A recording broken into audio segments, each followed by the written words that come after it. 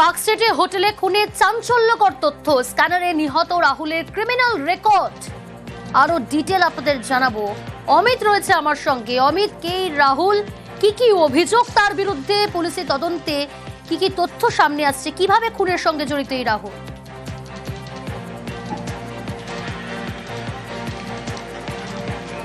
দেখো, রাহুল লাল যাকে খুন করা হয়, যার দেহ উদ্ধার হয় পার্কস্ট্রিটের হোটেলের ঘর থেকে, সেই রাহুল লালের ফার্স্ট ক্রাইম রেকর্ড ইতিমধ্যে হাতে এসছে পুলিশের।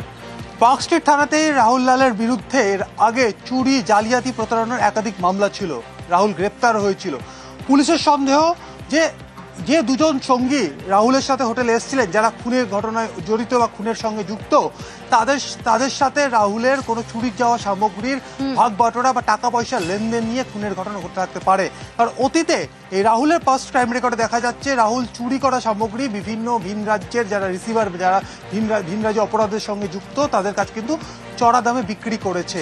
এই ধরনের কিন্তু ফার্স্ট রেকর্ড কিন্তু রাহুলের রয়েছে।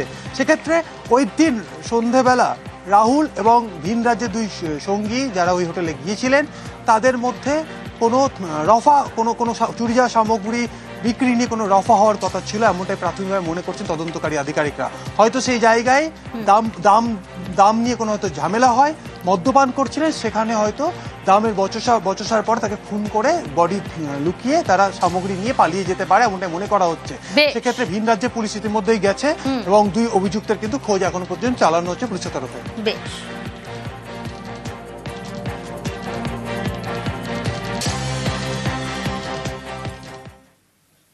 এবার নজর রাখি হাওড়ার দিকে। যাত্রী সেজে চোর ধরল পুলিশ। হাওড়ায় হাতে নাতে পাকড়াও দুই চোর। পুলিশের জালে দুই চোর। দেবাশিস রয়েছে টেলিফোন লাইনে। দেবাশিস, যাত্রী সেজে কেন চোর ধরতে হলো পুলিশকে? দেখো, যাত্রী সেজেই চুরি করছিল দীর্ঘদিন ধরে হোটেলের রিকশার বাসিন্দা দুজন। তারা প্রত্যেক দিন যাত্রী সেজে বুঝে তারা যাত্রীদের সঙ্গে থাকতো এবং যে বাস ডিপো, সেই বাস ডিপোতে বাস ছাড়ার আগেই তারা সেখানে যাত্রীদের ভর্তি রাখতো এবং যে যাত্রীরা আসতো সেখানে ব্যাগ রাখতো এবং তাদেরকে শুনিয়ে কিন্তু আরেকজনকে যাত্রী ব্যাগ দেখতে দিয়েই সেরা চা খেতে যেত।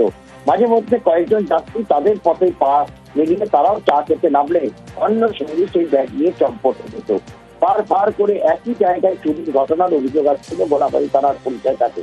এরপরে কিন্তু গোলাবাড়ি থানার পুলিশ হাত পাতে, কার্যত যাত্রী সেজে সেখানে পুলিশ আর কার্যত সেই এলাকা ঘিরে রাখে এবং দুজন যাত্রী এবং তারা তাদের কথা অনুযায়ী একেবারে বাস থেকে চা খেতে নামে এবং অন্যজন যখন ব্যাগ নিয়ে পালাতে যায়, অন্যান্য যারা ঘিরে রাখা এলাকার পুলিশজন তারা কিন্তু তাকে ধরে ফেলে। কিন্তু সবচেয়ে বড় সমস্যা, ধরে ফেলার পর তাদেরকে জিজ্ঞাসাবাদ করে যখন তল্লাশি চালানো হয় তাদের বাড়িতে, তখন পুলিশের চক্ষু চরক গাছ। সেখানে উদ্ধার হয় বহু ব্যাগ এবং ব্যাগের ভিতরে পাওয়া যায় বহু সামগ্রী, এমনকি ল্যাপটপ। উদ্ধার হয়েছে আগ্নেয়াস্ত্র রাখা হতো, কারণ যদি কোনো পাবলিক ধরে ফেলতো বা সেখানে গণপিটুনির ভয় থাকতো, আগ্নেয়াস্ত্র দেখিয়ে ভয় দেখিয়ে পালিয়ে যাওয়ার পরিকল্পনা করে রাখতো তারা এবং সেজে গুজে কোনো রকম ভাবে যাতে যাত্রীরা চোর বুঝতে না পারতো, তাই জন্য কিন্তু সুটেড ফুটেড এমন লেদার পরে পর্যন্ত তারা। कितना दिन से कर रहा था? 1 महीना से। 1 महीना में कितना किया है अभी तक? 3 ठो। यहीं तो पड़ा हुआ 30 ठो। अरे किसको देता था तुम लोग? কোথাকার লোক তোমরা? রিসার বাসিন্দা। ওখানেই থাকো না বাইরে কোথাও থাকো? ওখানেই।